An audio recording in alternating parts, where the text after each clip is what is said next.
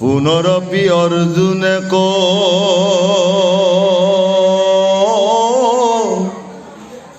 লীলা প্ৰাণিপাত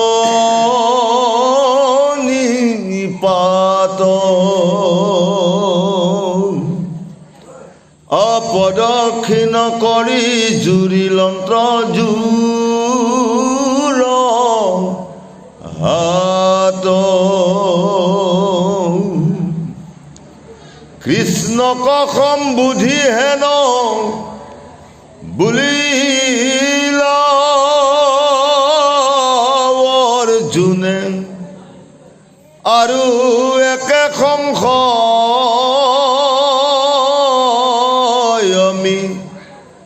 লীলামূৰ মনে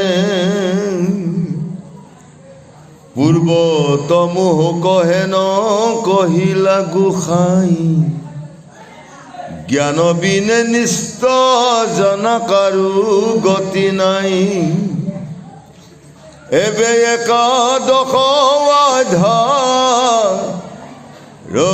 অধ্যায়ন্ত ভক্তি হে পৰম তত্ৰ গুজ মোৰ মত জ্ঞানৰ ভক্তিৰ মধ্যে কোন বা প্ৰধান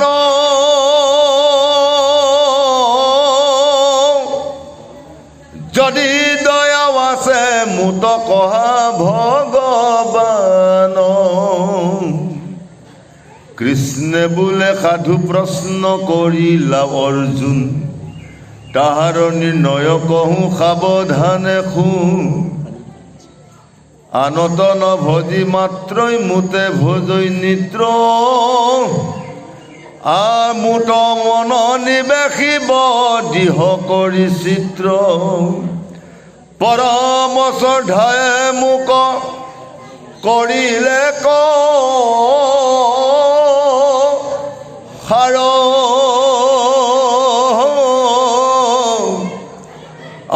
তাত মোৰ প্ৰাণ সিটো ময়ো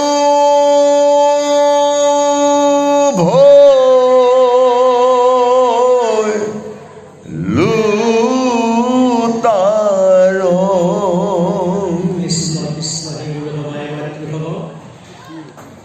শ্ৰীমদ ভাগৱত গীতাৰ ভগৱন্তৰ মুখৰ মানে কৃষ্ণ কুৰুক্ষেত্ৰৰ যুদ্ধৰ স্থলী হস্তিনাপুৰ অৰ্থাৎ পুৰণা দিল্লীৰ ওচৰত কুৰুক্ষেত্ৰৰ নামৰ স্থানতে এই যুদ্ধখন আজিৰ পৰা ৫,০০০ বছৰ আগত এই যুদ্ধখন সেই কুৰুক্ষেত্ৰৰ স্থানতে হৈছিল কিন্তু এতিয়াও অৰ্থাৎ গৱেষকসকলে এটা ৰিচাৰ্চ কৰি আছে অনুসন্ধান চলাই আছে প্ৰকৃততে সেই যুদ্ধখন তাত হোৱাটো সত্য অসত্যৰ তাক প্ৰমাণ কৰিব পৰা নাই কিন্তু বাৰু যি কি নহওক কাৰণ এতিয়া কথা হ'ল যেতিয়া কুৰুক্ষেত্ৰৰ ৰণস্থলী পঞ্চ পাণ্ডৱ আৰু সেই কৌৰৱৰ মাজত এই যুদ্ধখন আৰম্ভ হৈছিল আৰু তেতিয়া কৃষ্ণই মধ্যস্থতা কৰিছিল আৰু যুদ্ধখন নহবৰ কাৰণে কৃষ্ণই উভয় পক্ষত থাকি অন্ধ ৰজা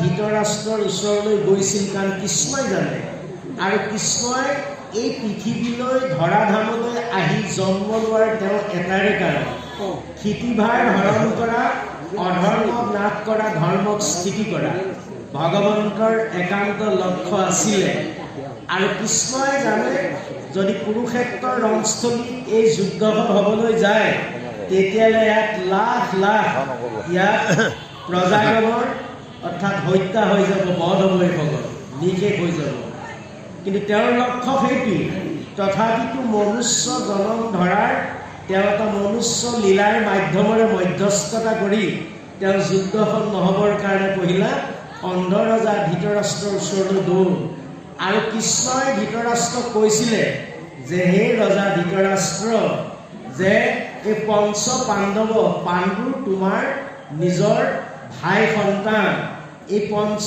পাণ্ডৱক 5খন গাঁৱৰ মাত্ৰ জেগা দিয়া 5খন গাঁৱৰ জেগা দিয়া তেওঁলোকে জানি নিজৰ নিজৰ ৰাজভোগ কৰিব পাৰে আৰু প্ৰশ্নটো কৰিছিলে ধৃতৰাষ্ট্ৰ কিন্তু ধৃতৰাষ্ট্ৰৰ জ্যেষ্ঠ পুত্ৰ দুৰ্যোধনে তেতিয়া তপৰাই মাত দিছিলে যে বিনা যুদ্ধে বেজীৰ উঠা আগৰ কথা মাটি কোনো তেওঁলোকক দিয়া নহ'ব আৰু তেতিয়া কৃষ্ণই কৈছিলে যে হে দুৰ্যোধন দাদা তোমাক মই সোধা নাই কিন্তু তোমাৰ দেউতাৰ একে প্ৰশ্নটো কৰিছোঁ আৰু তেতিয়া পুত্ৰৰ মোহত আসক্ত হৈ অন্ধৰজা ধৃতৰাষ্ট্ৰই কৈছিলে মোৰ পুত্ৰই যিটো কৈছে সেইটোৱে মোৰ সিদ্ধান্ত অৰ্থাৎ গুৰুসকল এতিয়া কাৰ ধৃতৰাষ্ট্ৰ কোন কৃষ্ণ কোন আৰু সেই অৰ্জুন কোন আমি অকণমান আপোনালোকক দেহত বুজাই দিওঁ এই গীতাখনো দেহিমান গীতা কাৰণ কৃষ্ণ হ'ল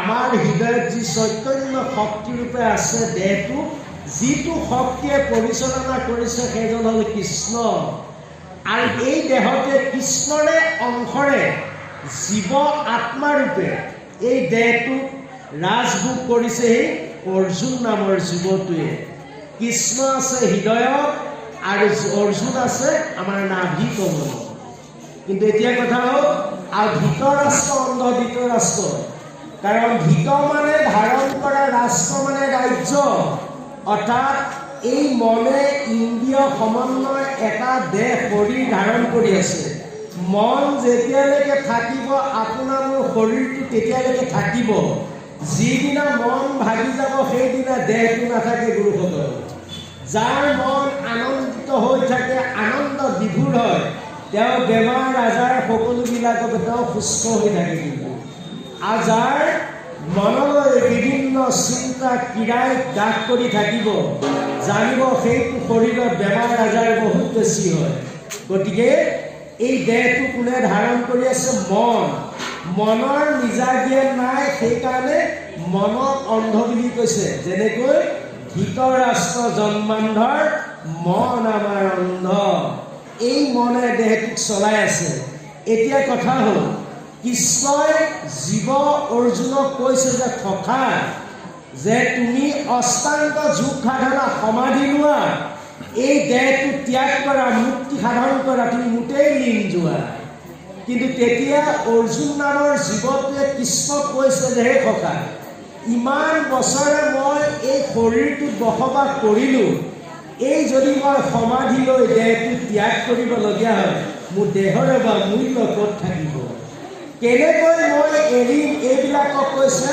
নিজৰ বংশ পৰিয়াল ইন্দ্ৰিয় বৃত্তিবিলাক জীৱৰ পৰিয়ালবৰ্গ বংশ পৰিয়াল এইবিলাকক মই কেনেকৈ মাৰিম কেনেকৈ যুদ্ধ কৰিম গতিকে অৰ্জুন মোহাগ্ৰস্ত হ'ল জীৱ এই জীৱই দেহটো এৰিব নিবিচাৰে গুৰুসকল আমি কোনোবাই মৰিব বিচাৰোঁনে বাৰু কোনোবাই মৰিব বিচাৰে জানো সকলোৱে গৈছে ধুনীয়া ধুনীয়া ডক্টৰৰ ওচৰলৈ গৈ চিকিৎসা পাতি কৰিছে আৰু 10 বছৰ জীয়াই থকা আশা ইমান আশা কামনা বাসনা ইমান মধুময় এই মধুময় কিয় হ'ল কৃষ্ণই বিষ্ণুৰ মায়াই সমস্তকে বান্ধি ৰাখিছে এই মায়াৰ সংসাৰত দুখ গৈ জীৱই এই দেহটো এৰিব নিবিচাৰে গুৰুসকল কিন্তু কৃষ্ণই কৈছে নহয় থকা তুমি আসন লোৱা এনেকৈ যোগাসন কৰা পদ্মাসনত বহা তুমি সমাধি লোৱা যুদ্ধ কৰা এই ইন্দ্ৰিয়বিলাকক মাৰা তুমি এইবিলাক তোমাৰ শক্তি যদি তুমি নামাৰা তেনে তোমাক মাৰিব বুলি এইবিলাকে এইখনে যুদ্ধ সংসাৰৰ ধৰ্মক্ষেত্ৰ আৰু কুৰুক্ষেত্ৰ অৰ্থাৎ কুৰু মানে অন্ধকাৰ মানে পোহৰ ক্ষেত্ৰ মানে কৈছে আমাৰ দেহটো এই দেহটোত অজ্ঞানে বস কৰিছে পোহৰেও বস কৰি আছে কিন্তু অজ্ঞান অন্ধকাৰ বেছি হৈ থকাৰ কাৰণে ভিতৰত থকা কৃষ্ণৰ দৰ্শন নোহোৱা হ'ল সেইকাৰণে এতিয়া কৃষ্ণই সুন্দৰভাৱে অৰ্জুনক কৈছে যুদ্ধ কৰা হাতত ধনুষৰ লোৱা আৰু ধনুষৰ কোনখন গুৰুসকল যেতিয়া এনেকৈ আসনত বহা যায় যেতিয়া পদ্মাসনত বহি আসন লোৱা যায় আমাৰ মেৰুদণ্ডডাল যেতিয়া ফুল হৈ যায় এখন ধনু আকাৰ লয় সেইখনে কৈছে ধনু আৰু হাতৰ গান্ধী এনেকৈ যেতিয়া প্ৰাণক ৰুদ্ধ কৰা যায় কুম্ভক কৰা হয় ৰেচক পুৰক কুম্ভ এইখন যুদ্ধ দেহৰ প্ৰাণবায়ু বাহিৰৰ পৰা অহা বন্ধ ভিতৰৰ পৰা বাহিৰলৈ যোৱা বন্ধ কুম্ভ এইটো কুম্ভক কৰা হয় যুদ্ধ সেইখনে এতিয়া আৰু তেতিয়া বিষৰ তাৰণাত শৰীৰত যেতিয়া বিষে থৰ থৰকৈ কঁপিছে তেতিয়া এই জীৱই কৰিলে কি লাহেকৈ কুকালৰ ধনুখন কুকালটো ঢিলা কৰি দিয়াৰ লগতে ধনুখন এৰাই পৰিল আৰু বিষত থাকিব নোৱাৰি যেতিয়া হাতখন যেতিয়া এনেকৈ এৰি দিলে তাকে কৈছে হাতৰ গান্ধীত পেলাই দিয়া অন্য যুদ্ধ একো নহয় আমাৰ শৰীৰৰ যুদ্ধ কাৰণ জীৱক পৰমাত্মাই কৈছে আসন লোৱা কুম্ভক কৰা এই তোমাৰ শত্ৰুবিলাকক মাৰা কিন্তু জীৱই কৈছে ইমান বছৰে মই একেলগে বসবাস কৰিছোঁ মই কেনেকৈ মাৰিম এইবিলাকক এইখনে বৰ্তমান যুদ্ধ চলি আছে আৰু তাকে বুজাবলৈ লৈ প্ৰথম অধ্যায় বিষাদ যুগ তাতে কৃষ্ণই অৰ্জুনক অৰ্জুনক সমস্ত জ্ঞানৰ কথা প্ৰকাশ কৰিলে আৰু দ্বিতীয় যি অধ্যায় সাংখ্যক যুগ তত্ত্ব আধ্যাত্মিক তত্ত্বৰ জ্ঞান তাত সমস্ত কিতাপখন প্ৰকাশ কৰা হ'ল কিন্তু তথাপিতো অৰ্জুনৰ মনৰ সংশয় দূৰ নোহোৱাৰ কাৰণে আকৌ এটা এটাকৈ বিশ্লেষণ কৰিবলগীয়া হৈছে এতিয়া এই ভক্তি মাৰ্গত দ্বাদশ স্কন্ধৰ কাৰণ তাত সুন্দৰকৈ কৃষ্ণই অৰ্জুনক কৈছে যে সখা তুমি যে অৰ্জুনৰ মনলৈ কিছু প্ৰশ্ন উদয় হৈছে যে প্ৰথমে তুমি ক'লা যে জ্ঞানে শ্ৰেষ্ঠ আকৌ কৈছা তুমি ভক্তিহে শ্ৰেষ্ঠ গতিকে কথাটো মোক ভালকৈ বুজাই দিয়া মই কোনটো ধৰিম আৰু কোনটোক মই আঁকোৱালি লওঁ কাৰণ গুৰুসকল আৰু ভক্তি আপোনাৰ মোৰ সেইদিনাই হ'ব যিদিনা নিস্বাৰ্থ হিচাপে কৃষ্ণৰ সেৱা কৰি সাধু গুৰু মহন্তৰ দুখানি চৰণত শ্ৰদ্ধা জন্মাই ভৱ সংসাৰ কৰি যোৱাৰ যিটো পথ ল'ব পাৰে সেইটো হৈছে ভক্তি ভক্তি হ'ল ভক্তি গুদাৰ্থ তত্ত্ব হ'ল প্ৰেম এই প্ৰেমকে কৈছে ভক্তি ইজনে সিজনক আত্মাই আত্মাক ভাল পোৱাটো ভক্তি সেইটো প্ৰেম আলিংগ শাৰীৰিক প্ৰেম কৰিব দিয়ে না আত্মাই প্ৰেম কৰক সেইটো প্ৰেম ভক্তি ঈশ্বৰৰ যিটো ভক্তি প্ৰেম লীলা ৰথে বৈশ্য কৈছে কাৰণ ইমান কৃষ্ণৰ প্ৰেমৰ আলিংগনৰ ৰস বৈ আছে তাক আমি খাই শেষ কৰিব নোৱাৰোঁ সেইকাৰণে গুৰুসকল এই প্ৰেম আলিংগন প্ৰেম ভক্তিৰ মাধ্যমেৰে আগুৱাই যাওক নিশ্চয় হৃদয়ত থকা পৰমাত্মাই কৃপা কৰিব অৰ্থাৎ এতিয়া কথা হ'ল অৰ্জুনৰ যিমান মনৰ সংশয় অৰ্জুন মানে জীৱ এই জীৱৰ মনৰ সংশয়বিলাক দূৰ কৰিবলৈ যত্ন কৰিছে কৃষ্ণই সেইকাৰণে প্ৰথম স্কন্ধত এটা শ্লোক গাইছিলে ধৰ্মক্ষেত্ৰে কুৰুক্ষেত্ৰে সমবেতা যুযুৎসৱ মানৱতা পাণ্ডৱস্য কিম পূৰ্বত সঞ্জয় কাৰণ অন্ধৰজা ধৃতৰাষ্ট্ৰই সঞ্জয় হ'ল আপোনাৰ মোৰ যিটো দিব্য জ্ঞান গবলদন ঋষিৰ পুত্ৰ আৰু সেই সঞ্জয় হ'ল কৌৰৱৰ এজন সেনাপতি আছিলে বাহ্যিকত প্ৰকাশ কৰিছে ৰূপক ভাষাৰে আৰু পৰমাৰ্থিকত কৈছে আপোনাৰ মোৰ যিটো দিব্য জ্ঞান সেই দিব্য জ্ঞানে হ'ল সঞ্জয় কাৰণ সেই সঞ্জয় অন্ধৰজা মনে সুধি আছে আৰু তেওঁ সকলোবিলাক প্ৰকাশ কৰি আছে কাৰণ ব্যাসে অন্ধৰজা ধৃতৰাষ্ট্ৰক চকুদান দিবলৈ বিচাৰিছিলে যে এই যুদ্ধখন তুমি নিজে ভোগ কৰা আৰু তেতিয়া অন্ধৰজা ধৃতৰাষ্ট্ৰই ব্যাসক কৈছিল যে হে পিতৃদেৱ বা হে গুৰুদেৱ মোৰ নিজৰ স্বচক্ষুৰে মই যুদ্ধখন চাব নিবিচাৰোঁ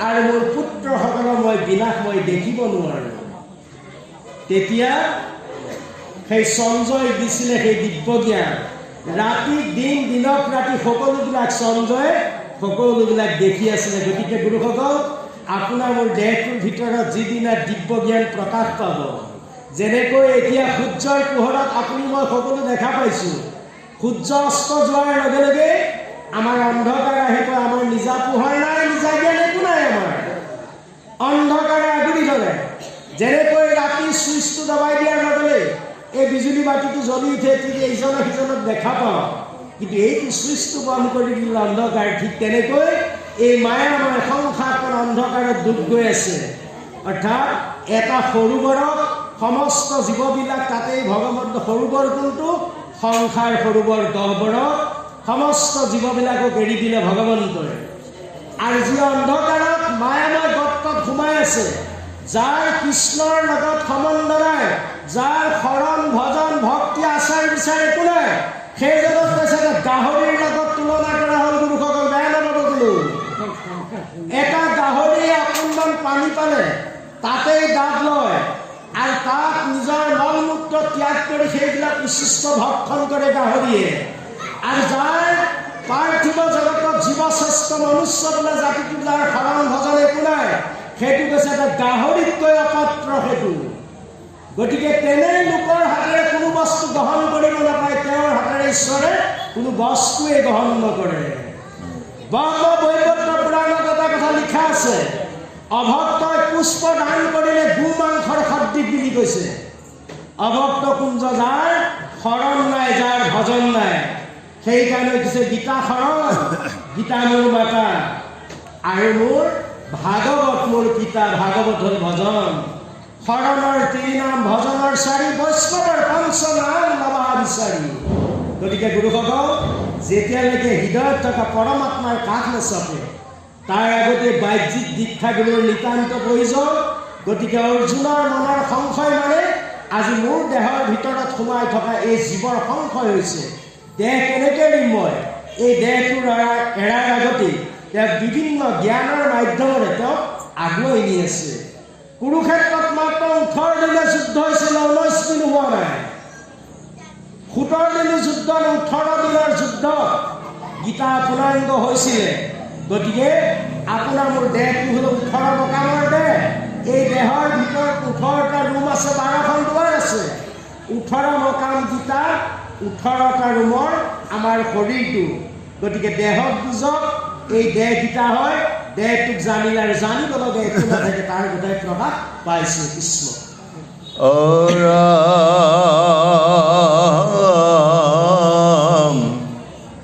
ব্ৰহ্মৰূপাক্ষৰ উপা শিৱে যি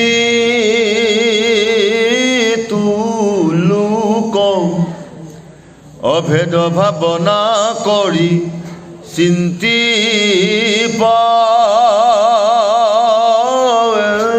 মোক এই জ্ঞানৰ ভক্তিৰ ফল নিষ্ফলন জয়ী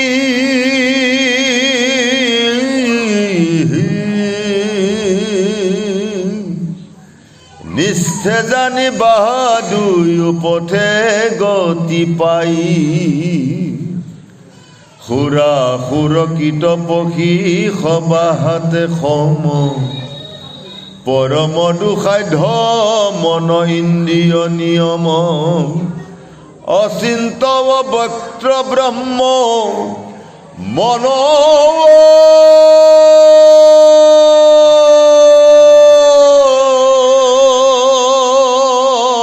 গোচৰ অবক্ত চিন্তন জ্ঞান পথ দুখত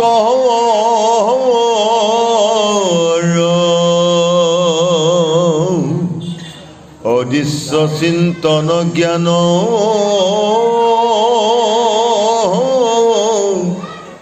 অতীব সংকট দেহাভিমানীৰ জ্ঞান পৰম দুৰ্ঘট পুৰুষৰ দেহ অভি মানৱ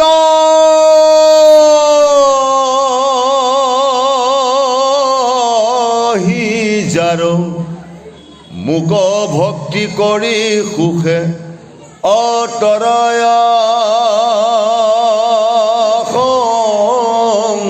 সংসাৰ আনক নভজি হুৱে অনন্য শৰণ কায় বাক্য মনে ভজে অমুহুৰ চৰণ মুট অৰ্পি কৰ ধৰ্ম কৰে নজন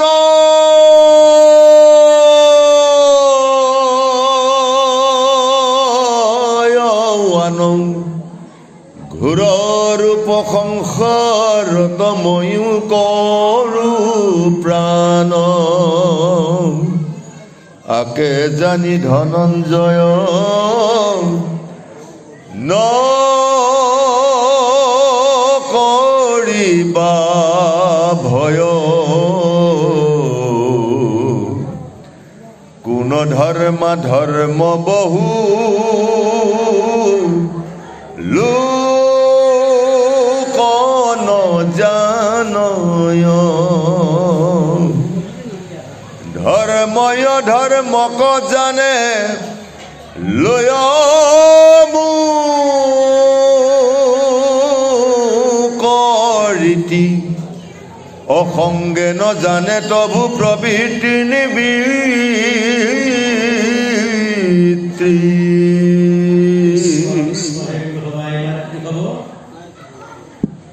এতিয়া অৰ্জুনৰ মনৰ সকলোবিলাক সংশয় দূৰ কৰিবৰ কাৰণে কৃষ্ণই অশেষ যত্ন কৰিছে কাৰণ অৰ্জুনৰ মনৰ সংশয়বিলাক হ'ল কাৰণ একেটা দেহতে আজি কিমান বছৰ বসবাস কৰিলোঁ কাৰণ এইবিলাক মোৰ বংশ পৰিয়াল ককাই ভাই ভাগিন ভগিনা এইবিলাকো কৈছোঁ কাৰণ দশ ইন্দ্ৰিয় মন ইন্দ্ৰিয় বৃত্তি গোটেইবিলাক জীৱৰ নিজৰ ভাই ককাই সেইকাৰণে অৰ্জুনে এই দেহটো এৰিব বিচৰা নাই আৰু এই দেহত কেইটামান বস্তু আছে সকলোতকৈ এই বস্তুকেইটাই আমাক ঈশ্বৰ সেৱাৰ পৰা বঞ্চিত কৰি ৰাখে কামনা বাসনা এইবিলাকে হ'ল আমাৰ প্ৰধান শত্ৰু আৰু এই দেহতে অসুৰ দানৱ দৈত্য সকলোবিলাক দেহতে সোমাই আছে কাম ক্ৰোধ লোভ মোহ মাদ মাশ্চৰ্য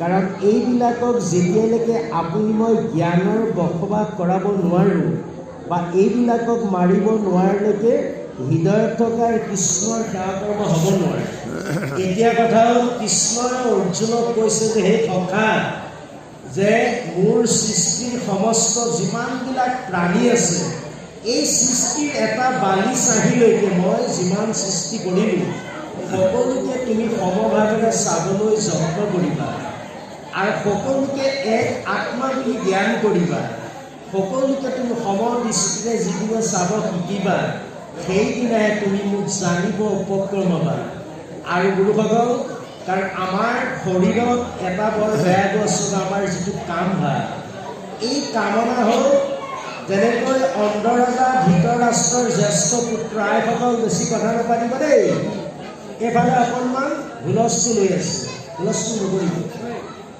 কাৰণ আমি আপোনালোকৰ মাজলৈ এনেকৈ বহুত সময় দিব নোৱাৰোঁ বহুত অমূল্য সম্পদ যেনেকৈ সময় আমাৰ হাতত বহুত সময় মূল্য হয় আপোনালোকৰ মাজলৈ আমি বহুত কষ্টৰ মাজেৰে আহিছোঁ গতিকে কৃষ্ণৰ কথা আলাপ কৰিবৰ কাৰণে গতিকে কোনেও কথা নাপাতিব কাৰণ বেয়া নাপাব কথা এটা কওঁ গীতাৰ মাজতে এই অনুষ্ঠানলৈ অহাৰ পাছত যাৰ কৃষ্ণৰ নামৰ প্ৰতি শ্ৰদ্ধা নাই যাৰ কৃষ্ণৰ প্ৰতি ভক্তি নাই যাৰ এনেকৈ ভকতৰ প্ৰতি যাৰ সেৱা ভক্তি একেবাৰে লীন অৰ্থাৎ বিলীন হৈ নাথাকে বাহিৰলৈ গুচি যায় ভকতৰ পৰা সেই সকলোকে চহা জন্মত শিয়ালৰ জন্ম পাব শিয়ালৰ দত্তত গৈ শিয়ালৰ শৰীৰত গৈ জীৱ সোমাব কিন্তু এটুকুৰা মঙহৰ কাৰণে যেনেকৈ শিয়ালে টানা টানি কৰে কুকুৰ শিয়ালৰ যিটো ব্যৱস্থা কুকুৰটো ভালেই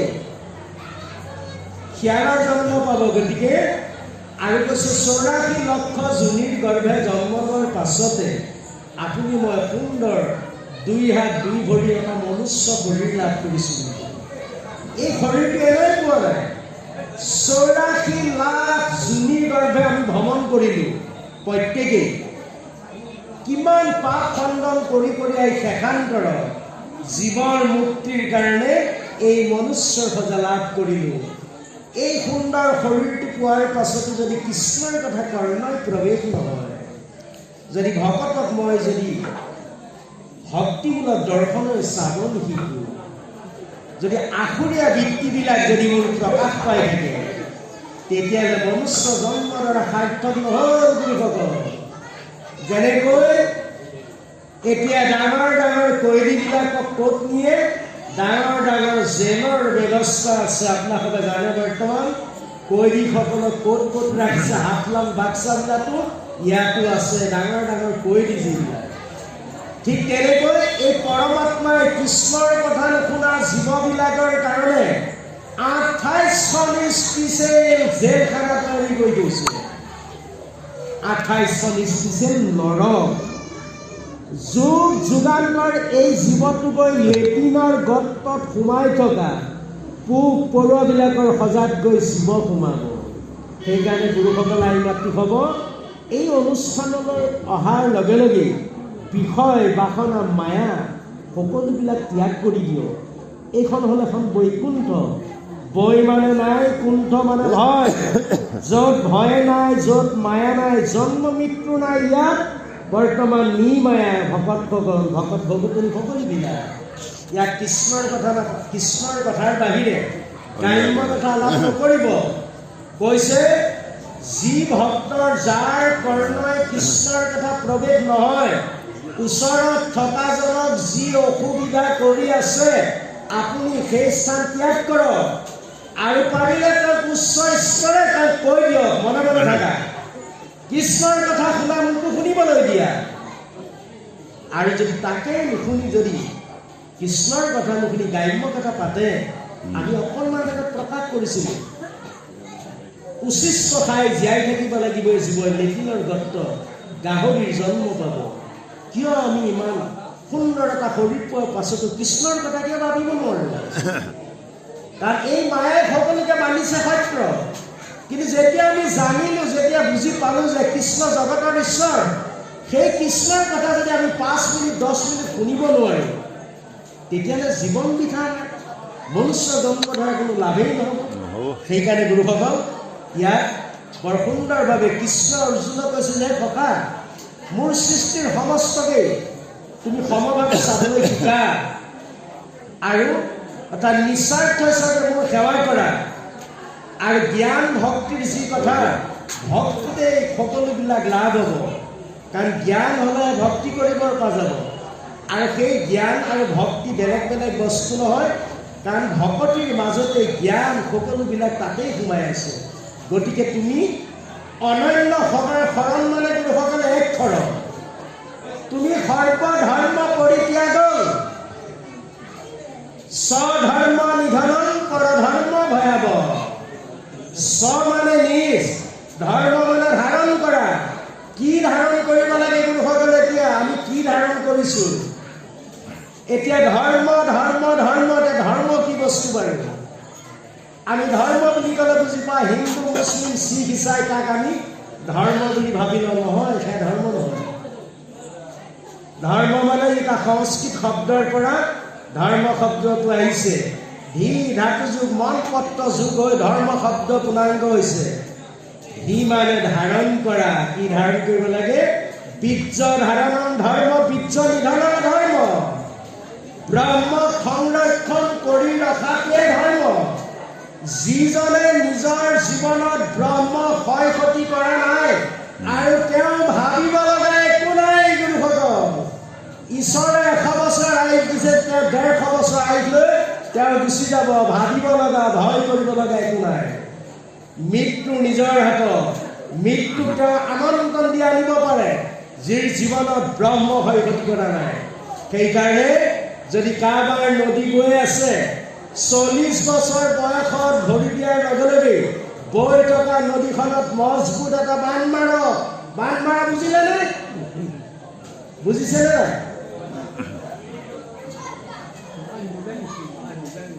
নদীত বান্ধ মাৰা কথাটো বুজিছে নে আপোনালোকে? যদি নাই বুজে আমি বুজাই দিম। বুজিলে নহয়? কিবা কৈ আছে।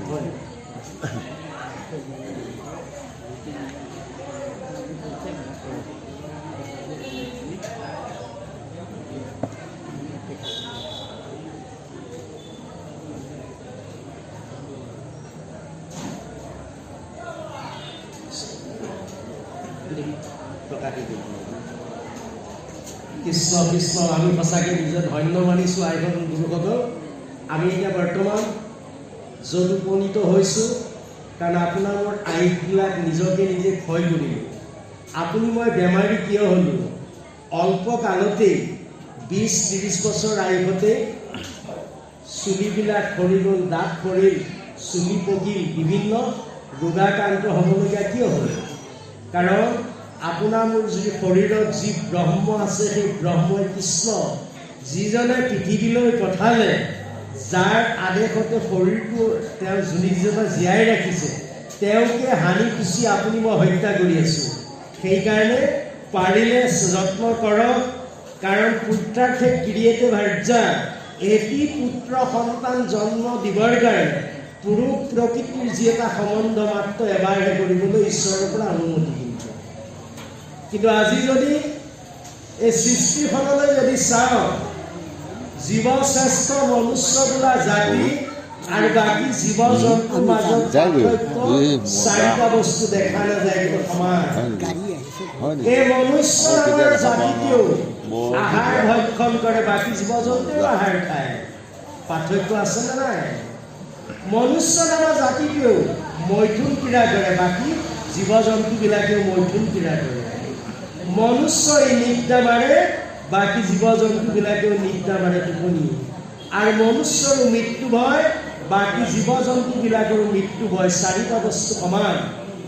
বাকী এটা কুকুৰ শিয়াল আৰু মানুহৰ পাৰ্থক্য নাই চাৰিটা, মাত্ৰ এটা বস্তু পাৰ্থক্য, যিটো চিন্তা শক্তি, জ্ঞান আৰু বিবেক বুদ্ধি।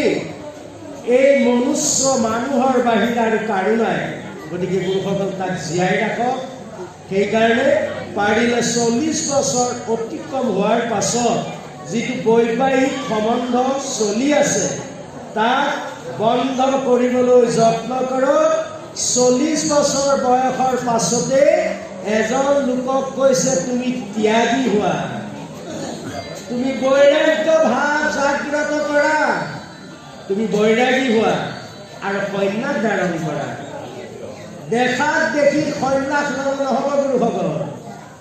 মনে প্ৰাণে নিজৰ কৰ্মই সন্ন্যাস যদি ধাৰণ কৰিব পাৰিছে তেতিয়াই কামত আহিব পাৰে। যি কি নহওক আইসকল, আমাৰ গুৰুসকলৰ পৰা অকণমান কথাটোকে আহিছে, আমি নিশ্চয় আপোনালোকক প্ৰকাশ কৰিম। আইসকল সন্ধিয়া ধূপ বন্তি জ্বলাইনে? আপোনালোকে জ্বলাই নহয়? কাৰ সেৱা কৰে? কৃষ্ণকে সেৱা কৰে। কৃষ্ণক দেখা পাইছে জানো? কৃষ্ণক দেখিছেনে কোনোবাই? নাই দেখা। নেদেখাজনক সেৱা কৰি কিবা লাভ আছে নে? মই ভাবিছোঁ একোৱেই লাভ নাই।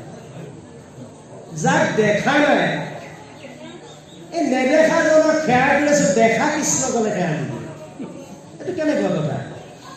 কাৰণ এগৰাকী গৃহস্থানী ধৰ্মৰ এগৰাকী ভাৰ্যাৰ ওপৰত আপোনাৰ ঘৰখনৰ মান মৰ্যাদা বিৰাজ হৈ থাকে। যদি আপোনাৰ হ'ব প্ৰকৃত যদি ভাৰ্যা হয়, এখন আৰ্যা তালিকা থাকিব লাগিব। এখন ঘৰ কেনেকৈ তাক পৰিচালনা কৰাৰ এখন তালিকা লাগিব, লিষ্ট থাকিব লাগিব। কাৰণ এখন গৃহস্থানী ধৰ্ম পৰীক্ষা কৰিবৰ কাৰণে ভগৱন্তই তেওঁ কি কৰে, বিশেষকৈ 3টা সময়ত আহি গৃহত উপস্থিত হয়। এটা ৰাতিপুৱাৰ সময়ত, কাৰণ পুৱাৰ ভাগত আমাৰ আইসকল আপোনালোকে স্নান কৰে নে গা ধুই? বাৰু গা ধুৱে, খুব ভাল কৰে। গা ধুব, গা ধুই গা ধুই স্নান কৰিব। সেইটোৱে পাৰ্থক্য। সেইবিলাকে একো নহয়, বেয়া নাপাব, শুনি লওক, বুজিব লাগে। আমাৰ ঘৰৰ এটা পৰিৱেশ আছে। আমাৰ ঘৰৰ আইগৰাকীক সুধিলেও ক'ব মই গা ধোৱা নাই বুলি ক'ব, স্নান বুলি নকয়। স্নান 8 প্ৰকাৰ আছে। আপুনি চবচে উৎকৃষ্ট স্নান মন্ত্ৰ স্নান, বাক্য এনেকৈ কৰি ভস্ম স্নান, বিভিন্ন 8 প্ৰকাৰ স্নান আছে। চবচে সকলোতকৈ উৎকৃষ্ট প্ৰধান স্নান হ'ল মন্ত্ৰ স্নান। বাৰু যি কি নহওক, কাৰণ পুৱাৰ ভাগত আপোনাৰ গৃহলৈ এজন অতিথি যেতিয়া আহে, আমাৰ একেটা উত্তৰতে সামৰি থৈ দিয়ে যে মই গা ধোৱা নাই, তুমি আজি যোৱা গৈ, বেলেগ এদিন আহিবা। অতিথি বিমুখ হ'ল, ঈশ্বৰ কৃষ্ণ বেয়া পাই ঘূৰি গ'ল, কৃষ্ণক মাতিলে নাহে আৰু কাৰণ এখন গৃহস্থানী ধৰ্মৰ পৰীক্ষা কৰিবৰ কাৰণে ভগৱন্তে অতিথি ৰূপত পুৱাৰ ভাগতে গৃহলৈ আহি আপোনাৰ কৰ্তব্য আপুনি অতিথিক বহিবলৈ দিয়ক, এটি সেৱা আগবঢ়াওক। তাতে আপুনি কওক আপুনি সন্তোষ বহক, মই সত্য স্নান কৰি আহোঁ। তাৰ পাছত আপুনি পাৰে মানে অতিথিক সেৱা কৰক, এইটো পুৱাৰ ভাগত। আৰু দুপৰীয়া সেই এগৰাকী আই কৰ্তব্য। আজিকালি ৰান্ধনি খানাৰ যিটো ব্যৱস্থা, চকী পাৰি ল'ব, চেণ্ডেল ভৰিত থাকে আৰু মোবাইলত উলিয়াই ল'ব বোলে হালধি কিমান ঢালিব লাগে, নিমখ কিমান দিম, মছলা কিমান ঢালি মোবাইলতে কৈ থাকিব। আপুনি কি সিদ্ধ কৰিছে? আপুনি সিদ্ধ কৰা সেইখিনি প্ৰসাদ হ'বনে বাৰু? নহয়, আপুনি সিদ্ধ কৰা সেই ভাত খাই ভূতে। গতিকে আপুনি সিদ্ধ কৰা ভাত খোৱাৰ কাৰণে ঘৰৰ গোটেইবিলাক আপুনি কি বনালে? ভূত বনালে। সেইসোপা এজনকো কৃষ্ণৰ মুখী বনাব নোৱাৰিলে। আইগৰাকীৰ কৰ্তব্য হ'ল আপুনি আহাৰ সিদ্ধ কৰোঁতে মোবাইলটো ৰাখক, বেয়া কথা নহয়, তাত আপুনি কৃষ্ণৰ ভক্তিমূলক গীত এটি লগাই লওক। আৰু যি নীতি নিয়মৰ মাজেৰে আজিকালি আগৰ যুগৰ লগত নাই, বৰ্তমান পৰিৱৰ্তন, সেইটো জানো। গেছ চুলাত বনাব 1 মিনিটতে হৈ যায়। কাৰণ আগৰ উধনৰ ব্যৱস্থা আছিলে, বোলে উধনকেইটা ক'ত, বোলে তাওবাইডাল ক'ত, জুইকুৰা কি, পানী কি, চাউলকেইটা কি, গোটেইবিলাক আপুনি জানিব লাগিব, য'তেই সিদ্ধ নকৰক। এনেভাৱে যদি আপুনি সিদ্ধ কৰিব পাৰে তেতিয়াহ'লে প্ৰকৃত অন তৈয়াৰী হ'ব। কিন্তু সেইকাৰণে আইসকল যত্ন কৰিব, আপোনাৰ হাতত আপোনাৰ মান আৰু মৰ্যাদা, ঘৰখন বৈকুণ্ঠ হৈ থাকিব পাৰে আৰু আপোনাৰ ঘৰখন আপুনি নৰক বনাব পাৰে বুলি এগৰাকী আই। আৰু দুপৰীয়া ৰন্ধন ব্যৱস্থা হোৱাৰ পাছত আপুনি বাহিৰলৈ যাওক, অতিথি নিৰীক্ষণ কৰক। এবাৰ, দুবাৰ, 3বাৰলৈকে অতিথি চাওক। যদি অতিথি নাপায় আপুনি আহি পেলাই স্নান কৰক। আৰু স্নান কৰাৰ পাছত প্ৰথমে আপোনাৰ ঘৰত আপুনি কাক দিব, যদি আপোনাৰ স্বামী আছে স্বামীক অৰ্পণ কৰক। তাৰপিছত নিজৰ নাতি দুটাক দিয়ক। আৰু শেষান্তৰৰ যি উচ্ছিষ্ট সকলোৱে খোৱাৰ পাছত যিখিনি দ্ৰব্য বাচে সেই উচ্ছিষ্ট আপুনি গ্ৰহণ কৰক। কিন্তু আজিকালি ৰান্ধনীবিলাকৰ কি ধুনীয়া ধুনীয়া ব্যঞ্জন তৈয়াৰী কৰে, নিজৰ ভাতটো প্ৰথমে চাইড কৰি থৈ দিয়ে। হ'লনে বাৰু? ক'ৰবাত লাজ চলে আপোনালৈ নাবাচিবও পাৰে, গতিকে নিজৰ ভাতটো প্ৰথমে কাঢ়ি থৈ দিয়ে। তাৰমানে আপোনাৰ ভাতটো প্ৰথমে আপুনি গ্ৰহণেই কৰিলে, আপুনি বাকীবিলাকক আপুনি উচ্ছিষ্ট খুৱাব বিচাৰিছে, সেইটো ভুল নকৰিব। কিন্তু আপুনি পহিলা আনক সেৱা কৰক, তাৰপিছতে খাব। আৰু কাল সন্ধ্যা সময়ত আপোনাৰ গৃহলৈ ভগৱান এনেকুৱা এটা পৰিৱেশত আহিব, এজন অন্ধ মানুহৰ ৰূপত এটা পৰিৱেশত আহে ভগৱান। শৰীৰৰ ভেষ পোছা একেবাৰে দুৰ্গন্ধময়, শৰীৰৰ কাপোৰবিলাক ফাটা, দুৰ্গন্ধময় অৱস্থা, ওচৰলৈ যাব নোৱাৰিব। আপোনাক আহি থাকিবলৈ অকণমান জেগা বিচাৰিব আৰু এমুঠি আহাৰ বিচাৰিব। কিন্তু আমি কি কৰোঁ, ইমান মোৰ ধুনীয়া টাইলছ লগোৱা ঘৰটোত তেনেকুৱা এটা মই অন্ধ মানুহ তাক ইমান লেতেৰা পৰিৱেশত তেওঁকতো মোৰ ঘৰত থাকিবলৈ দিমনে? জেগা নাই, তুমি যোৱা, বেলেগলৈ যোৱা। তাৰমানে ঈশ্বৰৰ পৰা আপুনি বিমুখ হ'ব। ঈশ্বৰে আপোনাক পৰীক্ষা কৰে, কিন্তু আপুনি ফেইল হৈ গ'ল। গতিকে সেই কৰ্মটো নকৰিব আইসকল। কাৰণ আপুনি পৰ্যাপ্তি মানে যদি পাৰে, যিমান পাৰে অন্ধ মানুহজনক সেৱা কৰক, সেইটো হ'ল কৃষ্ণ সেৱা। আৰু বিশেষকৈ যেতিয়া কাল সন্ধ্যা আপুনি বন্তি জ্বলায় পদূলিলৈ, আমি দেখা পাওঁ আমাৰ দৃষ্টিত পৰে, হাতত ধূপ কেইডালমান লৈ পদূলিলৈ গ'ল আইগৰাকী। যিফালে নামঘৰটো আছে নামঘৰৰ ফালে মুখ কৰি ধূপ কেইডাল ঘূৰাই ঘূৰাই কৃষ্ণ কৃষ্ণ বুলি ঘৰলৈ ঘূৰি গ'ল। কিন্তু তেওঁৰ সন্মুখত ভকত যে অহা যোৱা হৈ আছে, মাতি দিলে, কাকতে সেৱা নিদিয়ে। আপুনি কাক সেৱা কৰিলে? নেদেখাজনক, যাক দিনে ৰাতিয়ে বিচাৰি আজি ইমান বছৰ বয়সত সেই কৃষ্ণ দৰ্শন পোৱা নাই। জগন্নাথলৈ গ'লো, জগন্নাথকো কৃষ্ণক নাপালোঁ, ভকতৰহে দৰ্শন পালোঁ। আজি নেদেখাজনক বিচাৰি মই কৃষ্ণ কৃষ্ণ বুলি পদূলিতে ঘূৰি গ'লোঁ, কিন্তু কৃষ্ণক মাতিলেও কৃষ্ণ আহি তাৰ ছদ্মবেশেৰে তেওঁ আহিছে। কিন্তু প্ৰথম মোৰ সন্মুখত কোনো উপস্থিত হ'ল পদূলিত থাকোঁতে এজন চৰিত্ৰহীন ব্যক্তি, যাৰ স্বভাৱ চৰিত্ৰবিলাক ভাল নহয়। ঈশ্বৰৰ পৰীক্ষা চাব দেই আইসকল, তেওঁৰ স্বভাৱটো বৰ ভাল নহয়। তেনেকুৱা এজন ব্যক্তি আপোনাৰ সন্মুখত উপস্থিত হ'ল, আপুনি চৰিত্ৰহীন ব্যক্তিকেইটা সেৱা কৰিবনে? কিয়নো আপুনি মই খুব ভাল মানুহ, সেৱাটো নিদিলোঁ, তেওঁ গুচি গ'ল। আৰু দ্বিতীয় এজন ব্যক্তি আহি উপস্থিত হ'ল, এজন সন্ধিয়া হোৱাৰ লগে লগে যে গিয়াৰ লাগি যায়, বুজিছেনে? দিনটো ঠিকেই থাকে, সন্ধিয়া হোৱাৰ লগে লগে ডাঙৰ ডাঙৰ ৰাস্তাবিলাক সৰু হৈ যায়, গিয়াৰ লাগি যায়, ফ'ৰ গিয়াৰত আহি যায়, ধুনীয়া ধুনীয়া ইংলিছ ওলাই যায়। কথাটো বুজিছে? সুন্দৰ। কাৰণ তেনেকুৱা এজন চাণ্ডালৰূপী ব্যক্তি আহি উপস্থিত হ'ল সন্মুখত। আৰু এজন চাণ্ডালৰূপী ব্যক্তিক তেওঁ সেৱাটো দিবনে? নিদিলে। 2 নম্বৰটো তেওঁ ফেইল। আৰু 3 নম্বৰ এনেকুৱা এজন ব্যক্তি হৈ ভগৱান আহিল, তেওঁ পাৰিবাৰিক কণ্ডল গৃহস্থালী ধৰ্মৰ বেয়া তেওঁৰ লগত, তেওঁৰ কাষৰে মানুহক সীমাৰ গলগলীয়া মানুহ। 3 নম্বৰ মানুহজনকো তেওঁ সেৱাটো নিদিলে।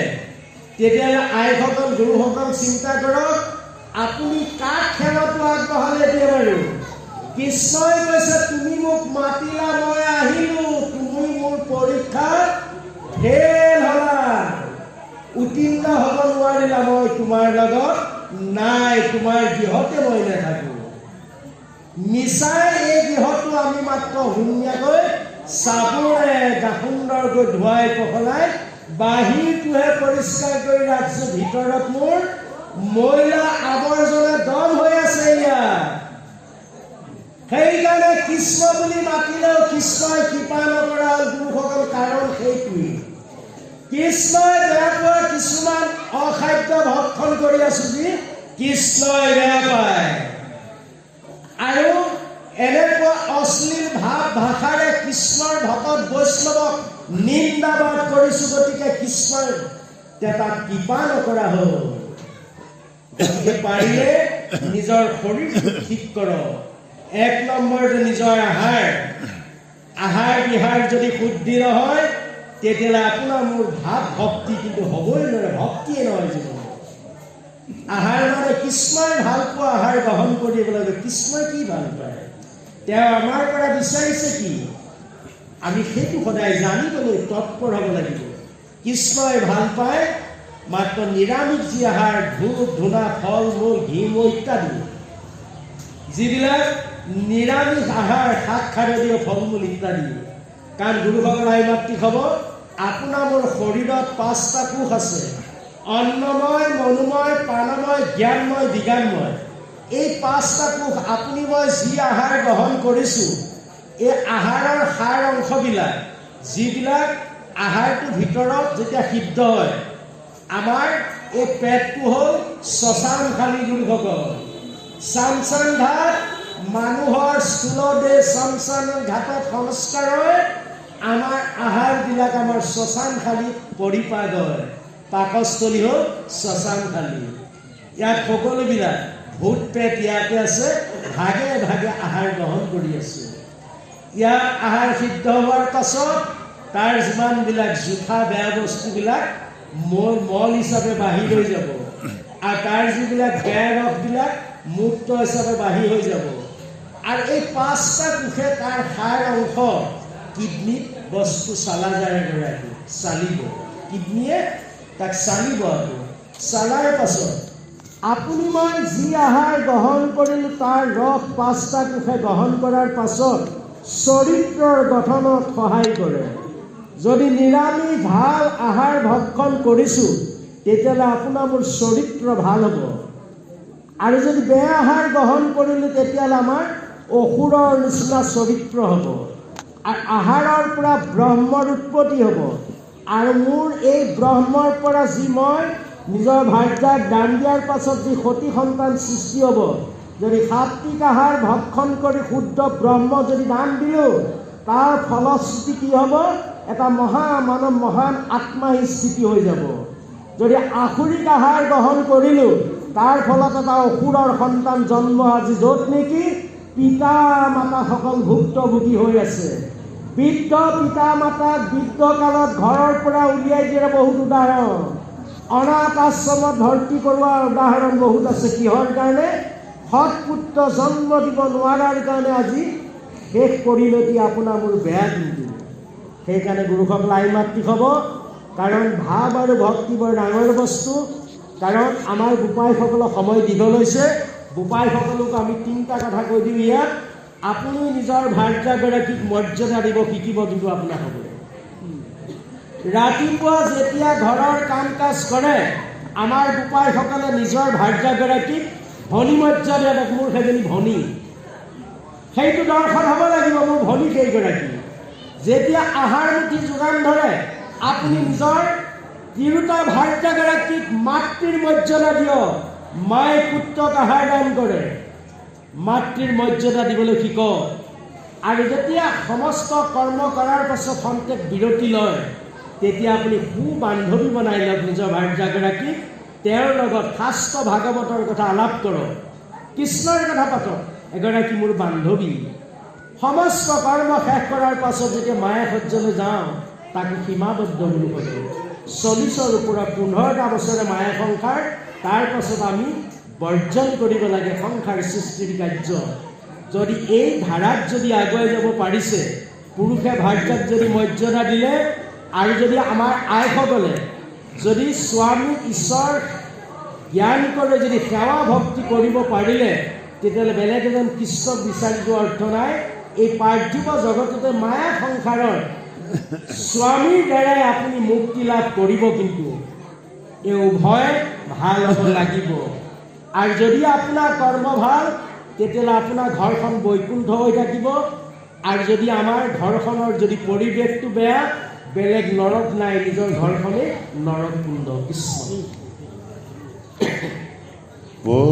পবিত্ৰী নিবিত্ৰী যদি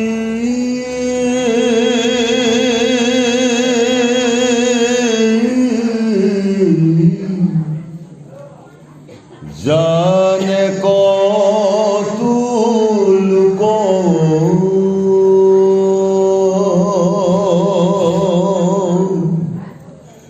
কোটি কোটি সামান্য দে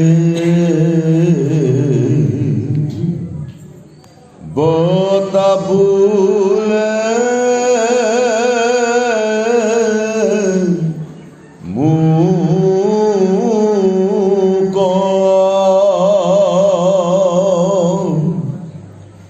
দেৱৰ লগত মিখন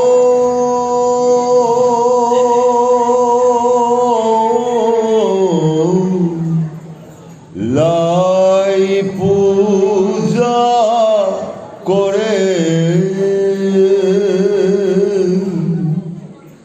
বহুলোক নজানয়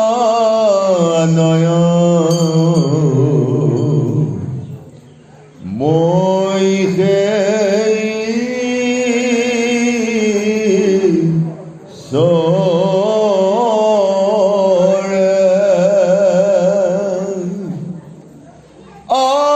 ঈশ্বৰ বুলিয়া জানে মই লোক সজু পালো সংহাৰ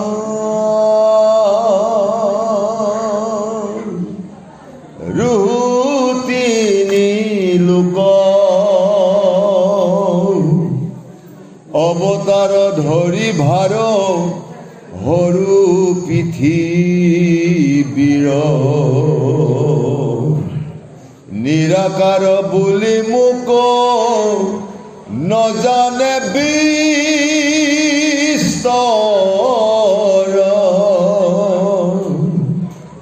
আৰামে যিটো জানে মোক বুলয় সৰ্বাত্মক অদ্বৈত নিৰ্গুণ ব্ৰহ্ম জগত ব্যাপক সগুণী নিৰ্গুণময়ী দুয়োৰ নধৰু যদি আত্মা ৰাম তভু অগুণলী